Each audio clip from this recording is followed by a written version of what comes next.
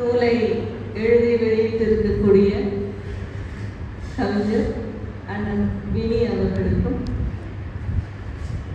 நூலை வெளியிட்டு நல்லதொரு வெளியீட்டு விழாவை ஏற்பாடு செய்திருக்கக்கூடிய கடற்கரை பதிப்பகம் அண்ணன் சாகர் அவர்களுக்கும், தலைமை உரையாற்றிய ரோட்டரி கிளப்பின் தலைவர் சுனிதா அகஸ்டஸ் அவர்களுக்கும், வாழ்த்துரை வழங்கிய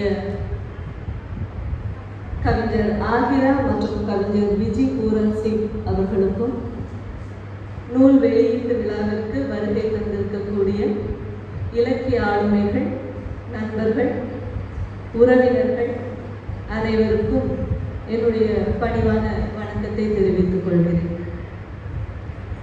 தேநீர் பற்றி எனக்கு முன்னாடி பேசின 2 பேச்சாளர்களுமே ரொம்ப சிறப்பாக பேசினாங்க. தேநீர் எப்பெல்லாம் குடிக்கிறோம் அப்படின்னு சொல்லி ஒரு பெரிய லிஸ்ட்டு விஜி பூரன் சிங் சொல்லிட்டே போனாங்க.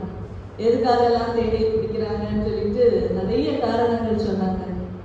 காரணமே இல்லாமல் தேநீர் குடிக்கக்கூடிய ஆட்களும் உண்டு, அதில் நானும் உண்டு. தேநீர் குடிக்கிறதுக்கெல்லாம் காரணமே தேவையில்லை இல்லையா? இந்த தேநீரை விரும்பாதவர்களே கிடையாதுன்னு சொல்லலாம். தேநீர் இன்னைக்கு இருக்கக்கூடிய டாப் மோஸ்ட் பிஸ்னஸ் நாகர்கோயிலில் என்னன்னு பார்த்தா டீ கடை இதுதானே. எங்கே பார்த்தாலும் தேநீர் கடைகள், ஒரு நல்ல ஒரு ஸ்டாண்டர்டாக ஒரு கடை வச்சிடுறாங்க, நிறைய ஸ்நாக்ஸ் இருக்குது. தேநீர் கடைகள் ஆரம்பித்தா அதில் கூட்டமும் தேனீக்களை போல, தேனீக்கள் மொய்ப்பது போல தான் மக்கள் அதில் தேநீர் கடைகளை மொய்த்து கொண்டு இருக்கிறாங்க. ஆனால் இந்த தேநீர் எப்படி உருவானது அப்படின்னு நம்ம பார்த்தோம்னா, யாரும் உட்காந்து மெனக்கிட்டு அதை தயாரிச்சாங்களான்னா அப்படியெல்லாம் கிடையாது. இது சைனாவில் இருக்கக்கூடிய ஒரு பேரரசர் ஷென் நுவாங் அப்படிங்கிற ஒரு பேரரசர் ஒரு மரத்துக்கு கீழே உட்கார்ந்துருக்கிறாராம்.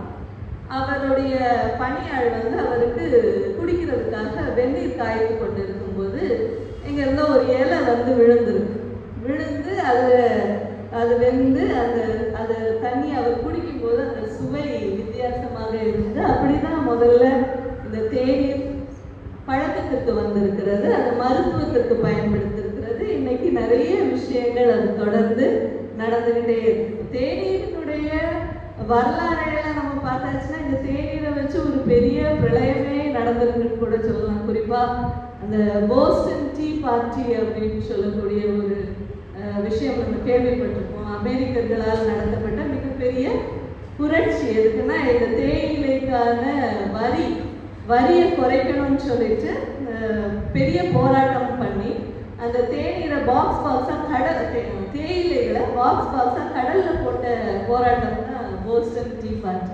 இப்படியெல்லாம் தேநீரினுடைய வரலாறு, மிகப்பெரிய வரலாறுகள்லாம் நம்மளுடைய வரலாற்றில் பதிவுகளாக இருக்கிறது. நான் இன்னைக்கு அதை பற்றின கவிதைகள் கிடையாது. இன்று என் தேநீர் இடைவேளை அப்படின்ன உடனே அந்த தலைப்பே எனக்கு ரொம்ப பிடிச்சிருந்துச்சு, என் தேநீர் இடைவேளை. அப்போ அண்ணன் இந்த புக்கை கொண்டு வீட்டுக்கு வந்துட்டு நீங்கள் பேசணும்னு சொல்லிட்டு கொடுக்கும்போது சொன்னாங்க, ஒரு தகவல் சொன்னாங்க. இது எப்போ எழுதுனதுன்னா காலையில் டீ குடிக்கும்போது வரக்கூடிய சிந்தனை துளிகள் தான் இந்த கவிதைகளாக கொண்டு வந்திருக்கிறேன் அப்படின்னு சொல்லும்போது நான் யோசிக்கிறேன், நமக்கு இப்படி ஒரு தேநீர் இடைவேளை உண்டா? இந்த தேநீர் இடைவேளை உண்டா அப்படியே யோசிச்சுட்டு காலையில் நான் தேநீர் எப்படி குடிக்கிறேன் அப்படின்னு யோசிக்கும் போது எனக்கு எப்பவுமே நல்லா சூடாக குடிக்கிறதுக்கு தான் பிடிக்கும். அதை எடுத்து 1 சிப்பு 2 சிப்பு 3ஆவது சிப்பு குடிக்கும்போது பச்சை தண்ணி ஆகிடும். ஏன்னா ஒரு சிப்பு கடையில் அவ்வளவு கேப் விழுந்து போயிடுது. அந்த வேலை இந்த வேலை சொல்லி அப்படியே பறந்துக்கிட்டு நிற்கும் போது அந்த தேநீர் குடிக்கிறதுக்கான ஒரு நேரம் கூட நமக்கு சரியா இல்லை காலை பொழுதுல. அப்போ அந்த தேநீர் இடைவேளையில இவருக்கு கவிதை எழுதக்கூடிய அளவிற்கு அந்த குடும்பத்தினர் அவர்களுக்கான ஒரு இடத்தை உருவாக்கி கொடுத்திருக்கிறார்கள். நிச்சயமாக இந்த புத்தகம் வெளிவருவதற்கு அந்த குடும்பத்தினருடைய ஒத்துழைப்பு தான் காரணமாக இருந்திருக்கிறது. அவர்களுக்கு, அவருடைய துணைவியாருக்கும் அவருடைய குழந்தைகள் இருவருக்கும் மனமார்ந்த வாழ்த்துக்களை தெரிவித்துக் கொள்கிறேன். ஏன்னா கவிதை எழுதுறதோ ஒரு எழுத்துலகில் ஒரு ஆள் தொடர்ந்து பயணம் பண்ணுறதுங்கிறது சாதாரண விஷயம் இல்லை. ஒரு கவிதை புத்தகம் போட்டுட்டு பல பேர் காணாமலே போயிருக்கிறாங்க. ஆனால் மீண்டும் அது தொடர்ச்சியாக எழுதி 2வது புத்தகத்தை அவர் கொண்டு வந்திருக்கேன். எனக்கு கேட்டால் இதுவே ரொம்ப லேட், இதுக்கு முன்னாடியே வந்திருக்கணும். டெய்லி அவங்க கவிதை எழுதுறதுனால இதுக்கு முன்னாடியே கொண்டு வந்திருக்கணும். ஆனால் இப்பொழுதாவது வந்ததுங்கிறதுல எனக்கு ரொம்ப பெரிய மகிழ்ச்சி. ஏன்னா நம்முடைய நெய்தல் நிலம் சார்ந்த எழுத்துக்கள் தொடர்ச்சியாக வர்றது ரொம்ப குறைவாக இருக்கிறது. இப்போ அண்ணன் பவுலின் அவர்கள் இருக்கிறாங்க, திருத்தமிழ் தேவனார் அவர்கள் இருக்கிறாங்க. இவங்கெல்லாம் புத்தகங்கள் அடிக்கடி எழுதக்கூடிய ஆண்டனி அரசு அவர்களும் கதைகள் எழுதியிருக்கிறாங்க. ஒரு சிலர் தான் அடுத்த புத்தகம்னு போகுதே தவிர பல எழுத்துக்கள் தேங்கி இருக்கு. அப்படி இல்லாம இப்ப 2வது புத்தகம் வந்திருக்கிறது. இனி தொடர்ச்சியாக மிக விரைவில் அடுத்த புத்தகம் வரும் என்கின்ற நம்பிக்கையோடு இந்த தேநீர் இடைவேளையில அவர் எழுதியிருக்கக்கூடிய கவிதைகள் அப்படின்னு சொல்லி நம்ம பார்க்கும்போது அந்த கவிதைகளை அவர் சொல்லியிருப்பார். ஒரு தேநீர் இடைவேளை போதும் உயிரை கொஞ்சம் அழகாக்க. உண்மையான வரிகள் இல்லையா? தேநீர் இடைவேளை. அந்த தேநீர் இடைவேளையில நாங்கெல்லாம் காலையில ஸ்கூலுக்கு கிளம்பி போய், நான் ஒரு ஆசிரியை, அப்போ ஸ்கூல்ல ஆசிரியை பணியில போனதுக்கு பிறகு நம்ம எதிர்பார்த்துட்டு இருக்கக்கூடியது அந்த டீ பிரேக், இன்டர்வல் பீரியட் இருக்கும்ல, எப்படா டீ பிரேக் வரும்னு தான் நம்ம எதிர்பார்த்துட்டு இருக்கோம். ஒரு சின்ன ஒரு ரிலாக்ஸேஷன். அந்த ரிலாக்ஸேஷன்ல தான் நம்ம என்ன செய்வோம், உட்காந்து ஒரு டீயாவது ஒழுங்காக குடிப்போமா அப்படின்னு சொல்லிட்டு இருக்கும்போது அந்த டீயை மட்டும் நம்ம அதை ரசிச்சு குடிக்கிறதுக்கான அந்த நேரம் இருக்காது. அந்த டீ குடிக்கிற நேரத்திலையும் நம்முடைய எண்ணங்கள் நிறைஞ்சுக்கிட்டே இருக்கு. எதை பற்றியோ யோசிச்சுக்கிட்டே தான் இருக்கும். அதை அவங்க சொல்லியிருக்கிறாங்க, எண்ணங்களை நிறைத்து கொள்கின்றன காலியான தேநீர் கோப்பைகள். எண்ணங்களை நிறைத்து கொள்கின்றன காலியான தேநீர் கோப்பைகள். காலி ஆனதுக்கு பிறகும் பல சிந்தனைகள் நம் மனதில் எழுந்து கொண்டே இருக்கிறது என்பதை ரொம்ப சூட்சமா இந்த கவிதையில சொல்லியிருக்கிறாங்க. அந்த எண்ணங்கள் எப்படி, அந்த எண்ணங்களை மேடம் சொல்லும்போது சொன்னாங்க, நல்ல விஷயம் நினைக்க வேண்டும், சில விஷயங்கள் திரும்பி திரும்பி திரும்பி திரும்பி நம்ம தேவையில்லாததெல்லாம் நினைக்கும் பொழுது அது நம்மளை தீய வழியில தான் ஒரு நெகட்டிவான ஒரு இம்பேக்ட் தான் அது கொடுக்கும் அப்படின்னு சொல்றாங்கல்ல. அதே தான் இவர் கொஞ்சம் வித்தியாசமா சொல்றாரு. தொலை அப்படிங்கிற ஒரு கவிதையில சொல்றாங்க, எதை எங்கே எப்பொழுது தொலைக்க வேண்டுமோ அதை அங்கே அப்பொழுது தொலைத்து விடுங்கள், வாழ்க்கை அழகாகும். ஆனால் தொலைச்சிடுறோமா, தொலைக்க வேண்டியதை தொலைக்கிறோமா அப்படிங்கிறது தான் எங்க பெரிய கேள்விக்குறியாகவே இருக்கு. நமக்கு தெரியும், இதை சுமந்துக்கிட்டே நடந்துட்டு போனோம்னா நிச்சயமா நம்முடைய வாழ்க்கையில ஒரு நிம்மதி இருக்காது, வாழ்க்கை அழகாகாது அப்படிங்கிறது தெரியும். ஆனாலும் அதை தொலைக்கிறதுக்கான மனசு இல்லை. எப்பவோ நடந்த விஷயங்களை, எப்பவோ நடந்த சம்பவங்களை எல்லாம் மனசுக்குள்ள போட்டு தேக்கி தேக்கி தேக்கி வச்சுக்கிட்டே இருக்கும்போது அது இன்னொரு நாள் ஏதோ ஒரு வகையில வெளியில் வரும் பொழுது அங்கே குடும்பத்துக்குள்ள பிரச்சனைகளும் குழப்பங்களும் அதிக அளவுல வரக்கூடியது. கணவன் மனைவிக்குள்ள தேவையில்லாத சண்டைகள் வரக்கூடியது. குழந்தைகளுக்கும் பெற்றோர்களுக்கும் இடையில தேவையில்லாத உறவுகளுக்கு இடையில உள்ள விரிசல்கள் வருவதற்கான காரணம் அந்த நம்ம மறக்க வேண்டியதை, தொலைக்க வேண்டியதை தொலைக்காமல் இருப்பதுதான். எப்போ எங்க எப்படி தொலைக்கணுமோ அந்த நேரம் பார்த்து கரெக்டா அதை தொலைச்சிருங்க. தொலைக்கலைன்னா வாழ்க்கை கெட்டு போயிடும் அப்படிங்கிறத அவருடைய கவிதைகளை ரொம்ப அழகா சொல்லி இருக்கிறாங்க. அது மாதிரி இன்னொரு கவிதை இருக்குது, பூவின் ஆயுளும் ஒரு பயணம், பூமியின் ஆயுளும் ஒரு பயணம், இதில் கர்வம் கொள்ள ஏதும் இல்லை. எல்லாருமே நாம தான் பெரிய ஆளுன்னு நினைக்கிறதுல அங்க ஒரு அர்த்தமும் இல்லை அப்படிங்கிற ஒரு எல்லாருமே இந்த பூமியில் பிறந்த அனைவருமே சமமான மனிதர்கள் தான் அப்படிங்கிறத அவருடைய வரிகள்ல சொல்றாங்க. ஒரு பூவின் பயணம், இங்க பூமியில இருக்கக்கூடிய நம்முடைய வாழ்க்கையை ஒரு பயணமாக அவர் சொல்றது புதிதாக இருக்கிறது. ஷேக்ஸ்பியர் கூட வாழ்க்கை எப்படி சொல்றாரு, வாழ்க்கை ஒரு நாடக மேடைன்னு சொல்லியிருப்பாங்க. ஆனா அண்ணன் சொல்றாங்க வாழ்க்கை ஒரு பயணம். நம்ம இங்க வந்திருக்கிறதே பயணம் தான். நம்ம பிறந்ததுல இருந்தே எதை நோக்கிய பயணம் நம்முடைய வாழ்க்கை அப்படின்னு பார்த்தாச்சுன்னா சாவை நோக்கிய பயணம் தான் நம்முடைய வாழ்க்கை. அப்படித்தானே? இறந்த அடுத்த நொடியிலிருந்து எதை நோக்கி நம்முடைய வாழ்க்கை நகர்கிறது என்றால் சாவை நோக்கி தான் நம்ம நகர்ந்து போயிட்டே இருக்கோம். நம் பிறப்புக்கும் இறப்புக்கும் இடைப்பட்ட அந்த காலத்தில் நாம் பயணிக்கக்கூடிய பயணம் தான் நம்முடைய வாழ்க்கையாக இருக்கிறது. இந்த வாழ்க்கைங்கிறது நமக்கு மட்டும் இல்லை, பூமியினுடைய ஆயுளும் ஒரு பயணம் தான். அது பூமியில பிறந்து ஒரு நாளுக்குள்ள பூத்து மலர்ந்து மடிந்து விடக்கூடிய பூமியினுடைய வாழ்க்கையும் ஒரு பயணம் தான். இந்த பூமியினுடைய வாழ்க்கை, பூமி எப்போ தோன்றினதுன்னு தெரியாது, எப்போ முடிய போறதுன்னு தெரியாது. தொடர்ந்து சுழற்று கொண்டே இருக்கிறது. அதனுடைய வாழ்க்கையும் ஒரு பயணம் தான், நம்முடைய வாழ்க்கையும் ஒரு பயணம் தான். இதுல இருக்கக்கூடிய எல்லாருமே சிறு சிறு துகள்கள் தான். இந்த பயணம் பண்ணக்கூடிய இந்த வாழ்க்கையில தேவையில்லாத கர்வங்களை நம்ம ஏன் சுமந்துக்கிட்டு அலையணும் அப்படிங்கிற ஒரு கேள்வி இவர் வைத்திருக்கிறது உண்மையிலேயே பாராட்டுக்குரியதாக இருக்கிறது. அது போக இந்த வாழ்க்கை பயணத்தை பத்தி இருக்குல்ல, இந்த வாழ்க்கை பயணம், நம்மளுடைய வாழ்க்கை பயணம் எப்போ மகிழ்ச்சியாக இருக்கும் அப்படின்னு, இது ஒரு சாதாரண அவருடைய கவிதை வாழ்க்கையை வெளிப்படையாக சொல்லாம எப்படி சொல்லியிருப்பாருன்னா, பயணங்களின் மகிழ்ச்சி இலக்குகளில் இல்லை பாதைகளிலே, பயணங்களின் சுகம் பாதைகளில் இல்லை பார்வையிலே.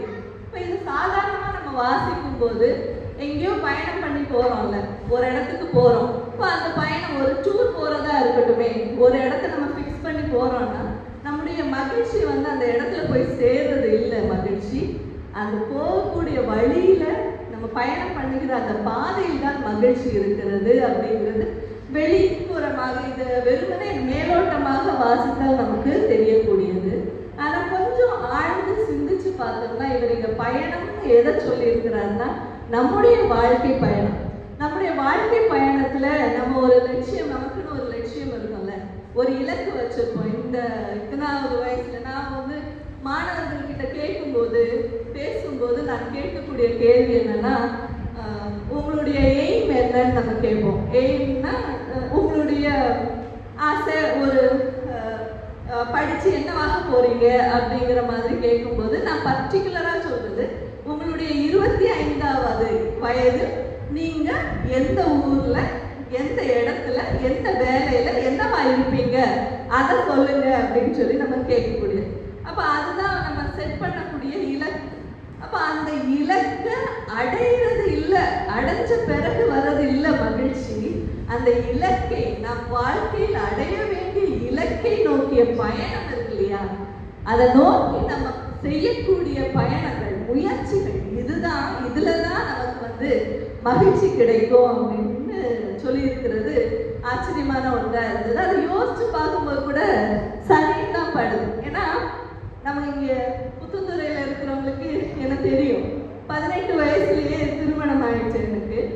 அப்போ என்னுடைய இலக்கு என்னவா இருந்ததுன்னா, ஒரு கவர்மெண்ட் வேலை, எப்படியாவது ஒரு வேலையில ஏறணுங்கிறது தான் நம்முடைய இலக்காக இருந்தது. இப்போ அதை நினைச்சு ஒரு கட்டத்துல நான் என்ன ஆயிட்டேன், கவர்மெண்ட் ஜாப் டீச்சரா போய் உட்கார்ந்தாச்சு. உட்கார்ந்ததுக்கு பிறகு இதுக்கு பிறகு என்ன, நம்ம நினைச்சதை அடைஞ்சாச்சு, இதுக்கு பிறகு என்ன, ஒரு வெறுமை எங்க வந்துடும். அப்ப அது வரைக்கும் நம்ம அதுக்காக எடுக்கிற முயற்சிகள் இருக்குல்ல, படிக்கிறோம், காலேஜ் போறோம், இடையில 2 குழந்தைகள், அதோடு சேர்ந்து வாழ்க்கை போராட்டம், மாமனார் மாமியார் அம்மா அப்பா எல்லாரையும் சரி கட்டி ஓடுற அந்த ஓட்டத்துல இருந்த மகிழ்ச்சி, அந்த வேலை கிடைச்சதுக்கு பிறகு அவ்வளவுதானே, எல்லாம் முடிஞ்சு போச்சா, இதுக்கு பிறகு என்ன அப்படிங்கிற ஒரு கேள்வி அங்க நமக்கு கொண்டு வருகிறது.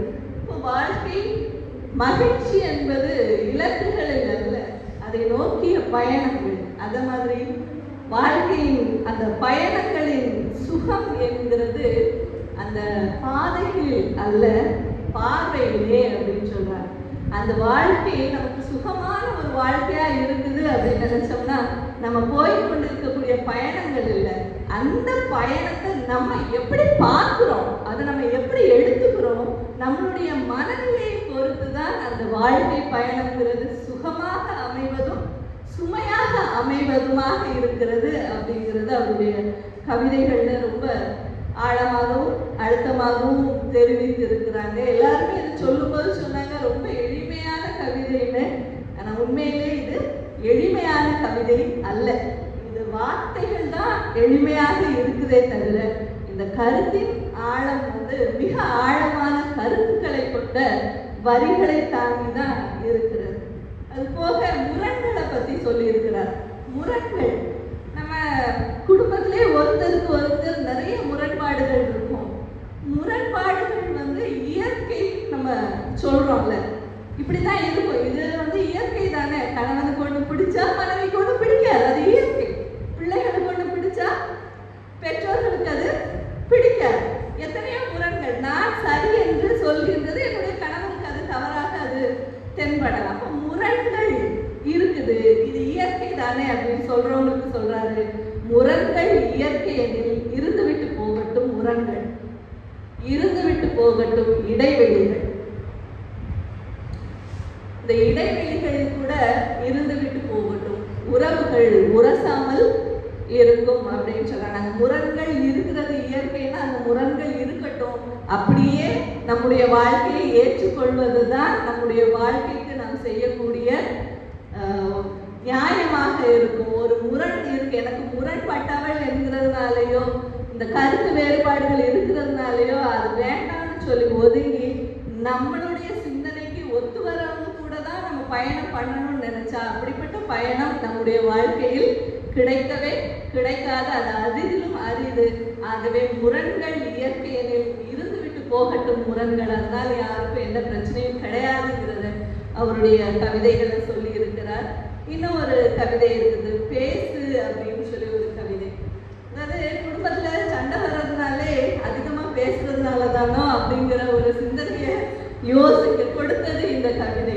இதுல என்ன சொல்றாரு பாருங்களேன், உன் மௌனத்தை விட மொழி அழகானது என்றால் நீ பேசு. நம்ம தாயே வாய் முடிச்சு அமைதியாயிரு.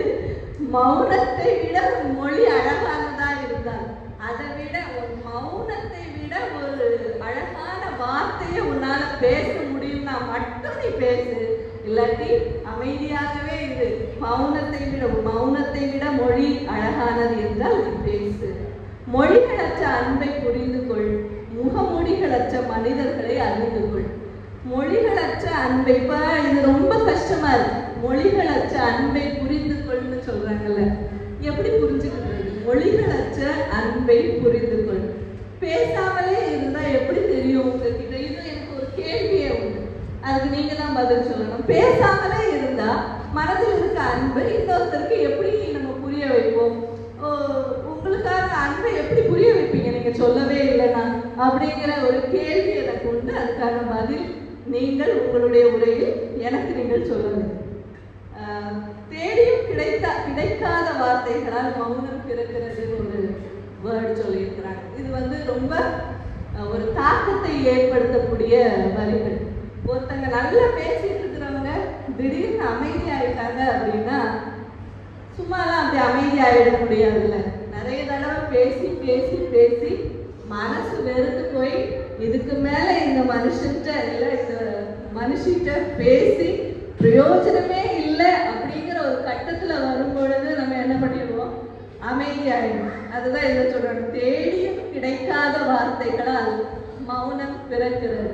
எங்க தேடினாலும் இவளுக்கு எப்படி புரிய வைக்கிறதுன்னு, எனக்கு எந்த வார்த்தையை பேசி புரிய வைக்கிறது அப்படிங்கிறது தெரியாத ஒரு சமயத்துல மௌனமாகிக் கொள்கிறேன் அல்லது அவள் மௌனமாகிக் கொள்கிறாள் என்கின்ற ஒரு கருத்தை இதுல ரொம்ப தெளிவா சொல்லியிருப்பாங்க. இப்படி இந்த இவருடைய கவிதை தொகுப்புகள்ல உள்ள கவிதைகள் எல்லாமே பார்த்தாச்சுன்னா ஒரு 4 வரி 5 வரி அவ்வளவுதான் இருக்கும். அந்த 4 வரி 5 வரிகள்லயும் சிலவெல்லாம் ஒரு வரியில ஒரு வார்த்தை, ஒரு வரியில 2 வார்த்தைகள், இப்படிதான் இருக்கும். ஸோ ரொம்ப எளிமையான சொற்பிரயோகம், ஆனா கருத்தாழமிக்க கவிதைகள். இந்த கவிதைகள் எல்லாத்தையுமே நம்ம ஒரு ஒரு பிரிவுகள் பருத்தி நம்ம பார்த்தோம்னா ஒரு 4 பிரிவுகளுக்குள்ள இதை கொண்டு வரலாம்.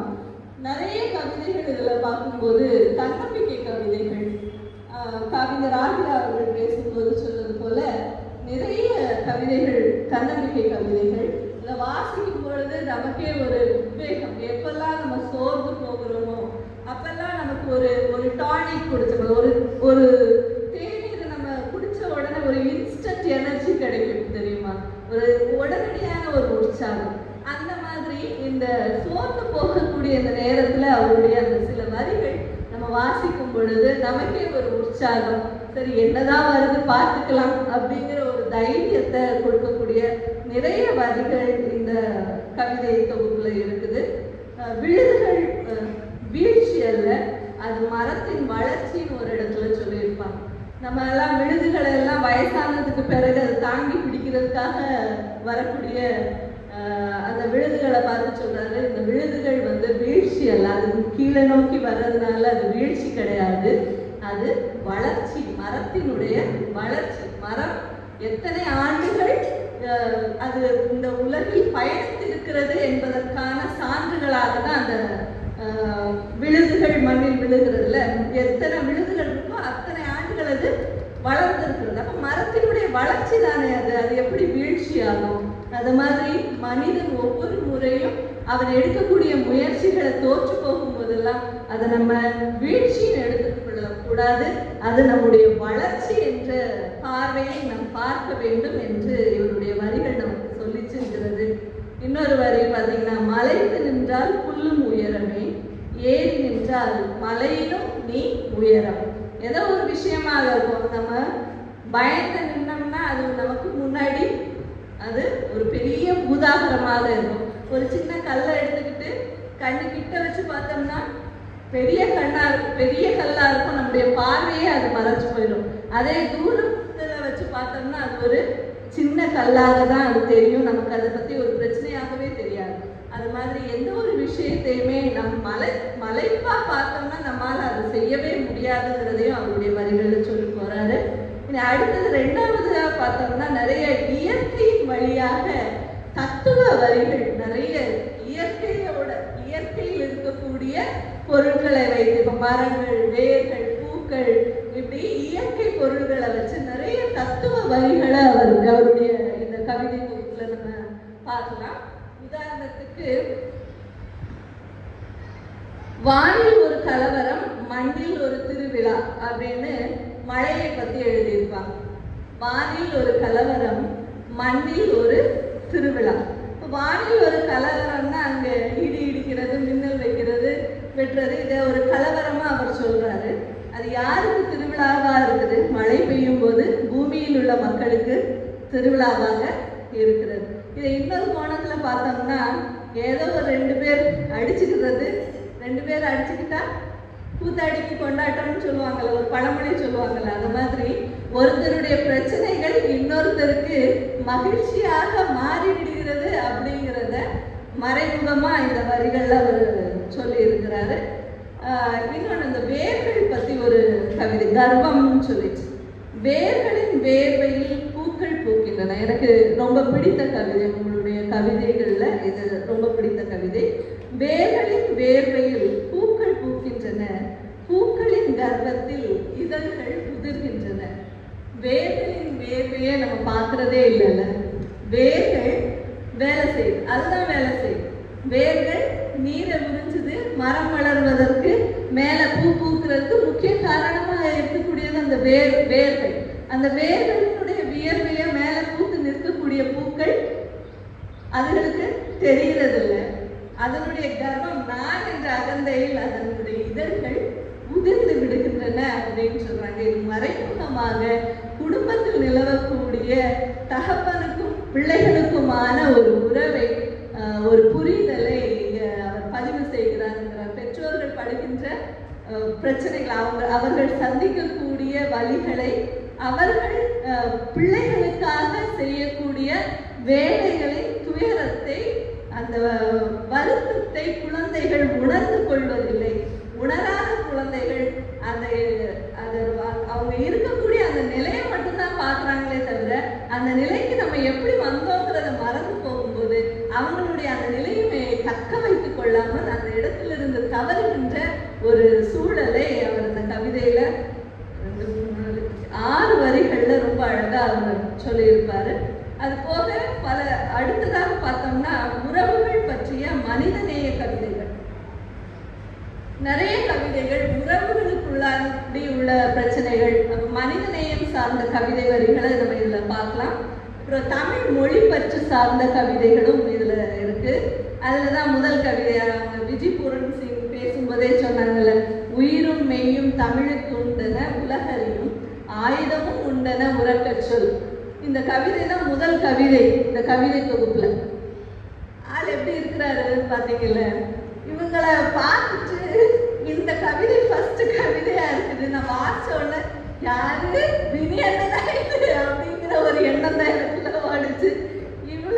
இவ்வளவு ஒரு மெலிதான ஒரு மனிதருக்குள்ள இவ்வளவு ஒரு காத்திரமான ஒரு எண்ணம் இருக்கிறது. உயிரும் மெய்யும் தமிழுக்கு உண்டன உலகறியும் ஆயுதமும் உண்டன உறக்கச் சொல்.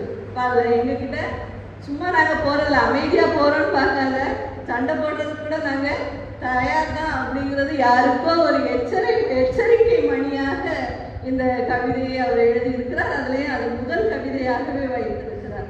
இப்படி நிறைய கவிதைகள், நமக்கு பிடித்தமான கவிதைகள், நெஞ்சில் நிற்கக்கூடிய கவிதைகள், மிக எளிமையான வார்த்தைகளில் அனைவரும் புரிந்து கொள்ளக்கூடிய வகையில் எளிமையாக இருக்கிறது.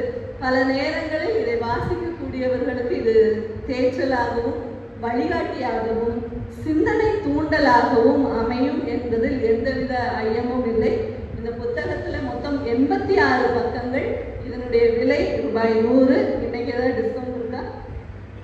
80 ரூபாய்க்கு இன்னைக்கு கிடைக்கும். அதனால இங்கே இருக்கக்கூடிய எல்லோருமே இந்த புத்தகங்களை வாங்கி வாசியுங்கள். நம்முடைய குழந்தைகளுக்கும் இதை வாசிக்க வேண்டிய ஒரு புத்தகமாக தான் நான் பார்க்கிறேன். விஜி பூரன் சிங் சொன்னது போல இதுக்கு கல்லூரிகளுக்கு மட்டுமல்ல, பள்ளிகளுக்கு கூட இதை கொடுக்கறதுக்கான வாய்ப்புகள் இருந்தால் அதற்கான முயற்சிகளை மேற்கொள்வது நலம் என்று கூறி, இது போன்ற சமூகத்திற்கு தேவையான பல படைப்புகளை நீங்கள் மேலும் எழுத வேண்டும் என்று இறைவனை பிரார்த்தித்து வாய்ப்புக்கு